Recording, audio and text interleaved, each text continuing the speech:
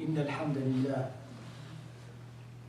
نحمده ونستعينه ونستغفره ونعوذ بالله من شرور أنفسنا وسيئات أعمالنا من يهد الله فلا مضل له ومن يضلل فلا هادي له وأشهد أن لا إله إلا الله وحده لا شريك له وأشهد أن محمدًا عبده ورسوله يا أيها الذين آمنوا اتقوا الله حق تقاته ولا تموتن إلا وأنتم مسلمون يا أيها الناس اتقوا ربكم الذي خلقكم من نفس واحدة وخلق منها زوجها وبث منهما رجالا كثيرا ونساء واتقوا الله الذي تساءلون به والأرحام إن الله كان عليكم رقيبا يا أيها الذين آمنوا اتقوا الله وقولوا قولا سديدا يصلح لكم أعمالكم ويغفر لكم ذنوبكم ومن يطع الله ورسوله فقد فاز فوزا عظيما أما بعد فإن أصدق الحديث كتاب الله تعالى وخير الهدي هدي محمد صلى الله عليه وسلم وشر الأمور محدثاتها وكل محدثة بدعة وكل بدعة ضلالة وكل ضلالة في النار. All praises due to Allah. We seek refuge with Allah from our sins and bad deeds. He who is guided by Allah indeed has been guided. And he who is misguided, only Allah Azza wa Jal can guide him. And I bear witness that there is no deity to be worshipped except Allah subhanahu wa ta'ala. And I bear witness that Rasulullah sallallahu alayhi wa sallam is the messenger of Allah. May Allah's peace and blessing be upon Sayyidina Muhammad, upon his family, upon his companions, and upon those who follow his sunnah until the day of judgment. The best words are the words of Allah, and the best guidance is the guidance of Rasulullah sallallahu alayhi wa sallam. Allah subhanahu wa ta'ala said في القرآن الكريم لله ملك السماوات والأرض لله ملك السماوات والأرض. Belong to Allah ownership of the heavens and the earth. وإن تبدوا ما في أنفسكم أو تخفوه يحاسبكم به الله. That if you show what is in you or you hide it, Allah will take you accountable for it. وَاللَّهُ عَلَى كُلِّ شَيْءٍ قَدِيرٌ. And Allah is capable over everything. So here is Allah subhanahu wa ta'ala telling us about the mulk. لله ما في السماوات وما في الأرض. لله ما في السماوات وما في الأرض. And in another ayah Allah subhanahu wa ta'ala says قُلِ اللَّهُمَّ مَالِكَ الْمُلْكِ. Say Allah, the one who owns ownership. Oh Allah, the one who owns ownership. So everything belongs to Allah. So what we perceive that we are in control of, Allah subhanahu wa ta'ala in reality is in control of it, and we have temporary control. So whatever it is that we in control of temporarily, however way we use it, we're going to be accountable with Allah subhanahu wa ta'ala in it. So the tongue that we have can be held back. We can hold it back from saying something. We can let it say something, and in different levels. And also the hand can stop from doing something, we can use it doing something that is acceptable or something even better. And the feet that we have, and the eyes that we have, and the ear that we have. Yes, we think that we are in the ownership of it, or we own it, but it originally and it is always belonging to Allah. And the day of judgment is the day that this will be differentiated. The part that you were in control of, and what did you do with it? That makes a difference between hellfire and paradise. Now Allah subhanahu wa ta'ala teaches us throughout the Quran of how to handle things, how not to handle things, and then how to handle it the way we should handle it, and then the way that is extra, that we could handle it even better. In one of these ayat, the ayat about the parents, Allah subhanahu wa ta'ala says generally, وَبِالْوَالِدَيْنِ إِحْسَانًا. So when it comes to parents, you deal with them in the level of ihsan. Level of ihsan meaning the level that is, you do more than what you have to do, you do it in a beautiful way, and you go the extra, do the extra effort. But then in one ayah, Allah subhanahu wa ta'ala give it to us in some details. First, Allah subhanahu wa ta'ala says, لا تقل لهما أف. Do not say to them uff. And the word uff does not have a specific meaning, but you could understand what it is about. It's about something that you dislike. And it is two words or two letters. Together comes out of the mouth. It shows that you are dissatisfied with something. And it is the least letters of expression to give that feeling of dissatisfaction. So you should not show the least of dissatisfaction. Anything that hint that you're not feeling good about what they're doing, or whatever it is that has to do with the parents. And that has to do with what you should not do. وَلَا تَقُلْ لَهُمَا أُفٍّ وَلَا تَنْهَرْهُمَا. And also, the second is, do not say to them something, tanharhuma meaning put them down, deal with them in a rough way. Okay? So you do not show the least, and you do not go beyond that as well. Both are unacceptable, and both in what you should not do. And then Allah subhanahu wa ta'ala said what you should do. وَقُلْ. So it's Allah subhanahu wa ta'ala first says, do not say, and do not say. And then now Allah subhanahu wa ta'ala say, وَقُلْ لَهُمَا.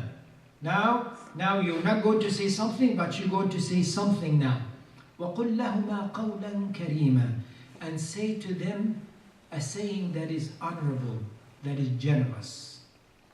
So that is, again, it is a general word. Kareem is to give and keep giving without stop. So that is in a way of saying, قُلْ لَهُمَا قَوْلًا. Say a saying that is kareem. A saying that is generous. A saying that does not stop. In other words, every time you see them, you say something good. They do something, you compliment it. They're not doing anything, you ask them if you could do something. You're saying something that is always, your mouth is coming from it, always compliments coming out of your mouth. وَقُلْ لَهُمَا قَوْلًا كَرِيمًا. So there's two that you do not say uff, and do not do nahr وَلَا تَنْهَرْهُمَا, and then say قَوْلًا كَرِيمًا. Now Allah subhanahu wa ta'ala goes on and tell us what to do. This is what not to say, and then what to say. Now you go in the extra. وَخْفِضْ لَهُمْ. Bring down to them جَنَاحَ الذُّلِّ مِنَ الرَّحْمَةِ. The wing, see all of this expression, bring down for them the wing of humility from mercy. What does that mean? See, you bring down, meaning you don't be higher, you are lower. The wing, meaning the side, meaning the wing as if like a bird that takes care of its young, or takes care of its egg, take care of the one you're taking care of, you should take care of, and so forth. That what is this from? The dhul, the humility. Be humble with them. From ar-rahmah, from the mercy. Okay. Now that is an action. That's an action, and it is not a specific action. It's a label of an action or a condition of an action in everything that you do. See? Like somebody tell you, be nice. What does that mean? Meaning everything that you do, you be nice in it. So here is Allah subhanahu wa ta'ala says, be with your parents in a way of that you bring the wing of humility from rahmah to them. Bring it down for them. In everything that you do. So now, what you should not say, what you should say, and the condition, the label of, or the category of what you should say in the way of karam, and now it is what you do. And then Allah subhanahu wa ta'ala says, وَقُلْ, and say. So we're going to go back to saying. But now this saying is not to the parents, it's to Allah. See? وَقُلْ رَبِّي, say my Lord. So now you're making dua. Okay? You're making dua. And this dua now, it's an indication of something inside of you. When you make dua because of something that is affecting you. Something that you care about. It is something special. So now Allah subhanahu wa ta'ala says, do not say this, do not say that, do this, and now say this to Allah. Meaning, Allah subhanahu wa ta'ala has taken us the steps to be in the highest level of manners. That reaches the inside, that you become genuinely have a feeling about this. And it becomes certainty in your heart and in your nafs. وَقُلْ رَبِّ ارْحَمْهُمَا كَمَا رَبَّيَانِي صَغِيرًا. And say, Rabbi, my Lord, irhamhuma, have mercy upon him, upon them, because they have raised me from young. Because they have raised me from young. What does that mean? Allah subhanahu wa ta'ala did not say, and say, Allah, have mercy upon them because they are my parents. Because my parents cannot help except to be my parents. Right? So there is no appreciation in that. When I say, oh Allah, have mercy upon my parents because they are my parents. Right? Yes, there is goodness in it and so forth. But Allah subhanahu wa ta'ala did not specify them as parents. Allah subhanahu wa ta'ala specified them as because they are the one who raised me from young. Meaning because of that action. Meaning even if they were not my blood parents, and there are people who took care of me when I'm young, Allah, they took care of me. Have mercy upon them because they really did a lot of things for me here. So here is Allah subhanahu wa ta'ala saying, think about your parents, about what they have done for you. Be appreciative and appreciate what they have done genuinely from your heart. Okay?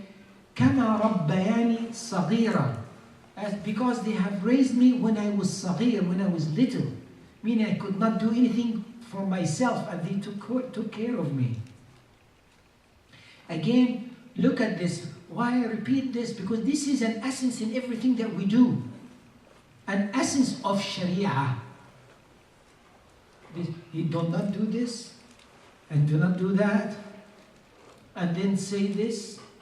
Do not say this, do not say that, and then say this, and then do this, and then say that. And when you go through the steps, you see it's taking you higher and higher and higher in a way of closer to Allah with the best of manners. When Allah subhanahu wa ta'ala described al-muttaqeen, and describes good qualities, Allah subhanahu wa ta'ala says, وَالْكَاظِمِينَ الْغَيْظَ. وَالْعَافِينَ عَنِ النَّاسِ وَاللَّهُ يُحِبُّ الْمُحْسِنِينَ. Okay? 3 levels. Again, the essence of who we should be. الْكَاظِمِينَ الْغَيْظِ. See, even the words كَاظِمِينَ الْغَيْظِ. Those who suppress their dissatisfaction and their anger. So meaning that Allah subhanahu wa ta'ala is saying that when something happens, stimulates your emotion in a negative way, you should hold that negativity back. Okay? So again, that's the first step. Somebody did something, says something about you and so forth, and you want to react, do not react. Hold back. And that is step number 1. Reacting is becoming like an animal, as we talked about it before. An animal reacts, and the animal reacts always perfectly because they do not think. Allah put in them, in their instincts, a way to react properly in all situations. But we as a human being, we do not have this instinct. We have aql, we have intellect that we use. If you act like an animal, you'll be worse than an animal because you will be reacting in the wrong way. Animal does not react in the wrong way. So Allah subhanahu wa ta'ala says, Al-Kadhimeen al-Ghayb. Al-Kadhimeen al-Ghayb. Those who hold al-Ghayb back, the anger and that feeling. So now Allah subhanahu wa ta'ala said the first step is do not react. So now, وَالْعَافِينَ عَنِ النَّاسِ. And those who forgive people. See? So now it is a second level. You forgive people. So the one who did this and that to you, you're going to hold back reacting to him, but then you're going to what? To forgive them. Now, it is easy for us to say, okay, yes, I forgive. And words comes out between the lips and the tongue and the teeth just to say these words, I forgive. Okay, عَفَوْتُ عَنْكَ, I forgive you.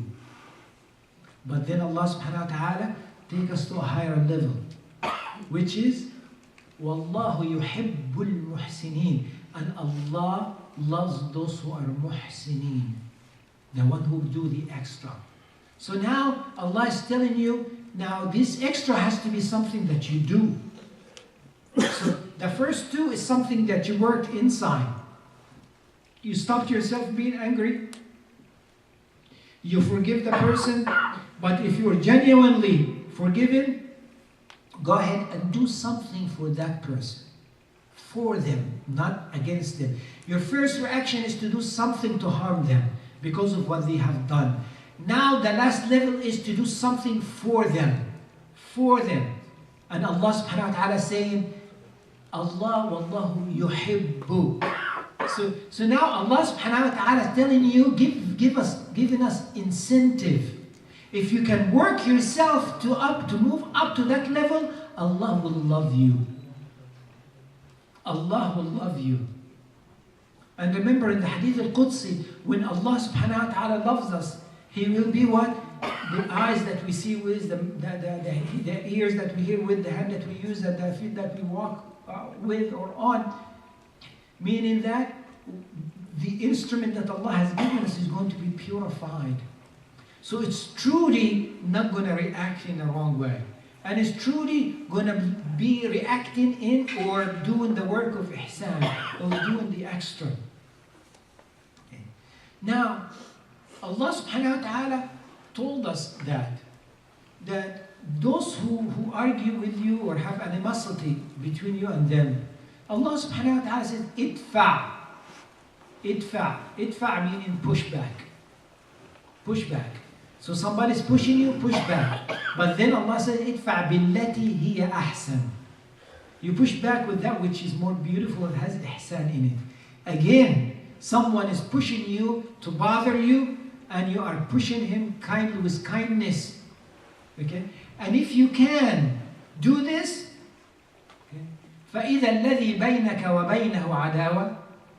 So the one that you have animosity with them, now كأنه ولي حميم. Now, as if he, a wali for you, a very close one, and is hamim, the close one that is kind and with a good relationship. Now, all of a sudden, at the very beginning of the verse, we say an enemy to enemies. At the end of the verse, Allah subhanahu wa ta'ala says, you both are really good friends.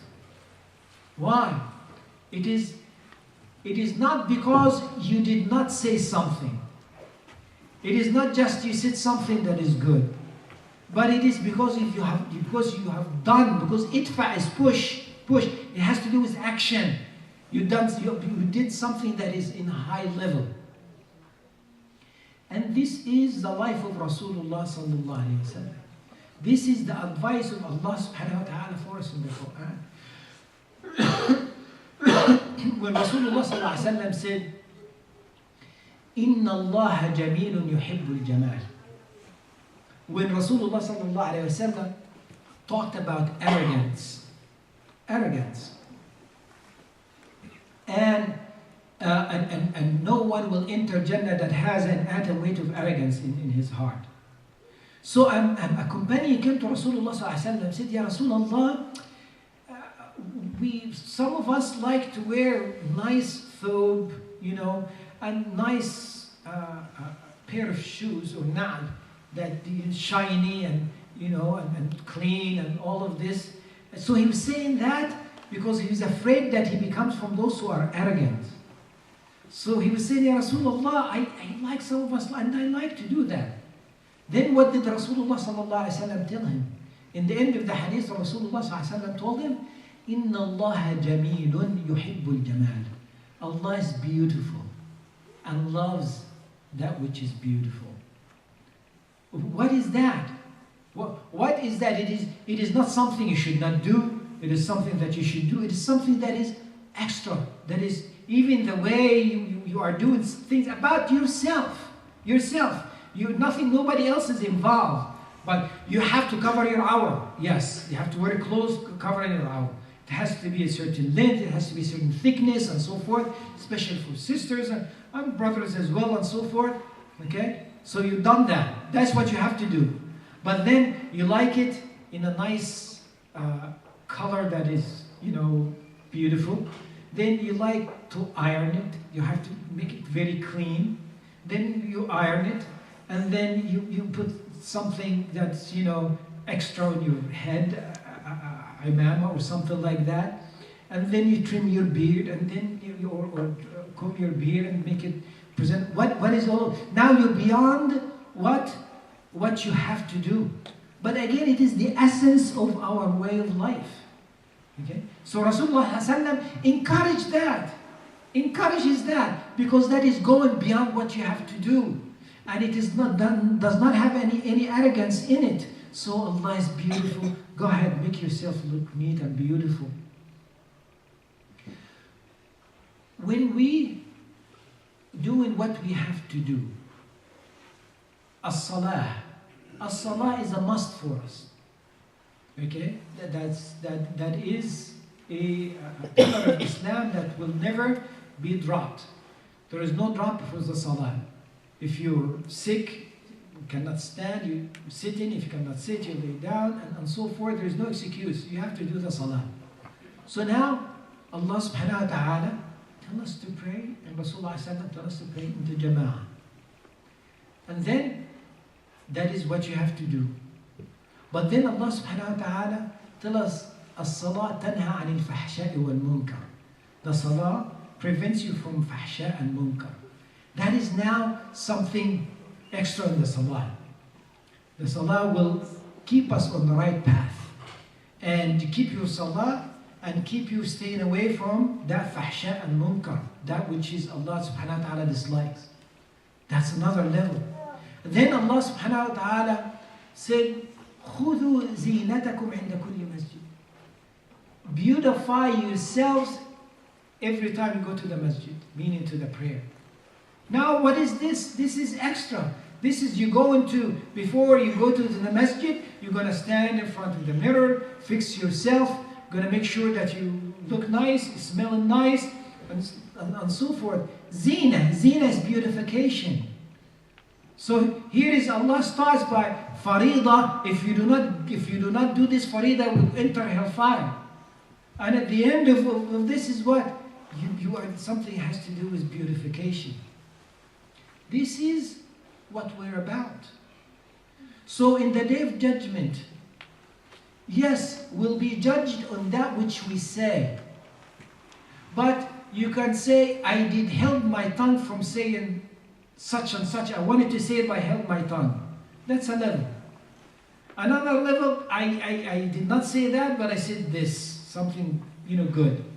Another level. And then another level, I said that is good, but I did what is good and best and so forth. Another level. Another level, I made dua, for that person who did this, and so forth. That is it. When Rasulullah sallallahu alayhi wa sallam said, the one that is closest to me in Jannah, أحسنكم أخلاقا. They are the one who has the best of manners from among you. That this is what it is. This is what it is. The one who will be very close to Rasulullah sallallahu alaihi wasallam are not the one who did the basic, are not the one who did what they should only do, or held back from doing what they should not do, but the one who went for the extra, the one who went for beautification. Where is it a looks or a manner or a saying or a touch or whatever it is that we do it to the best of our ability, the best that Allah subhanahu wa ta'ala can give us to give others. This is who we are. So when we as a community look at this, how do we look at it? We are a community that do not do, and you have a list of what we do not do. Right? And some of us stop there.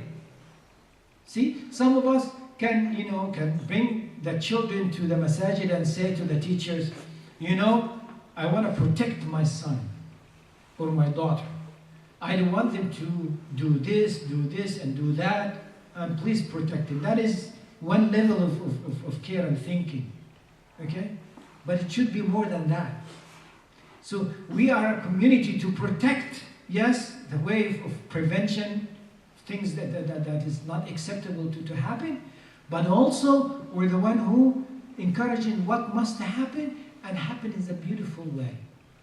So the community of the Sahaba, they are the one that they were able, by the will of Allah subhanahu wa ta'ala, to bring this way of life to manifestation, to reality, a real way of life. Okay? So you find their lives, they're dealing with one another, dealing with the non-Muslims, even who are when they went to give da'wah to the world, okay? Dealing with them in a very high level of matters that brought a lot of people into Islam. The example of the way of the Muslimin, the way of their way of life, became an example, a role model for others' community and for other nations to follow. We ask ourselves, are we up to that standard? Individually, in our family, in our community, to be the ones that people look at us and say, this is the way that we would like to or mankind should be. That is the life of Rasulullah sallallahu alaihi wasallam. It is the whole life of ihsan, the whole life of the life of extra. The whole life is the life of the best of manners. But the best of manners cannot be accepted unless we have the right aqeedah. So we can have, be very polite people, very, nice people, but then, where is our aqeedah? It has to be sound. As at one time, one of the battles, some of those who were captured in war, someone stood up and she said, Ya Rasulullah, oh Muhammad, she's not a Muslim, do you know who I am? Or who am I? Or who are you? Rasulullah said. She said, I am the daughter of Hatim al-Ta'i. And Hatim al-Ta'i is a man that the Arabs give examples of generosity. You say, this man is as generous as Hatim, right? So she said, I am the daughter of Hatim al-Ta'i, and he was dead at the time. And she started to talk about the best manners that this man had. He was taking care of the needy, he was doing this and that. And then Rasulullah said, خَلُّ سَبِيلًا, let her go. She is the daughter of a man who had the best of manners. So now here is a man, Rasulullah testified he has the best of manners. But then Rasulullah said, if he was a Muslim, would have asked Allah subhanahu wa ta'ala to forgive him, forgive his soul. Meaning, the best of manners without being worshipping Allah and Allah alone, without following the sunnah of Rasulullah sallallahu alayhi wa sallam, this best of manners means nothing in the hereafter. Yes, it could mean something in this life, and one can be rewarded for it in this life. But this is who we are. We have the complete equation is given to us by Allah and Rasulullah sallallahu alayhi wa sallam. The one that we can hold on and say we are standing on the ground of La ilaha illallah Muhammadur Rasulullah and implementing our lives according to the best of manners that Rasulullah sallallahu alayhi wa sallam showed us and Allah subhanahu wa ta'ala told us. أقول قولي هذا وأستغفر الله لي ولكم فادعوه يغفر لكم. الحمد لله رب العالمين والصلاة والسلام على أشرف المرسلين ورحمة الله للعالمين سيدنا محمد وعلى آله وصحبه ومن تبعه إلى يوم الدين. أما بعد.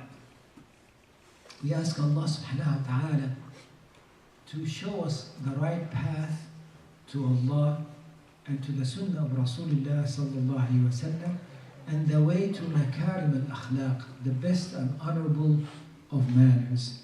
And we ask Allah subhanahu wa ta'ala to help us to hold on to it and be example to others with it. And may Allah subhanahu wa ta'ala keep us away from the wrong path. And may Allah subhanahu wa ta'ala put love and care amongst us so we can help one another and do things for one another as if we are doing it for our own selves. اللهم أنت أعلم بما في قلوبنا فاغفر لنا ذنوبنا. اللهم أنت أعلم بحاجتنا منا فاقضها لنا. اللهم أنت أعلم بسرنا وعلانيتنا فتقبل معذرتنا. وصلى الله على سيدنا محمد وعلى آله وصحبه ومن تبعه إلى يوم الدين. قوموا بالصلاة يرحمكم.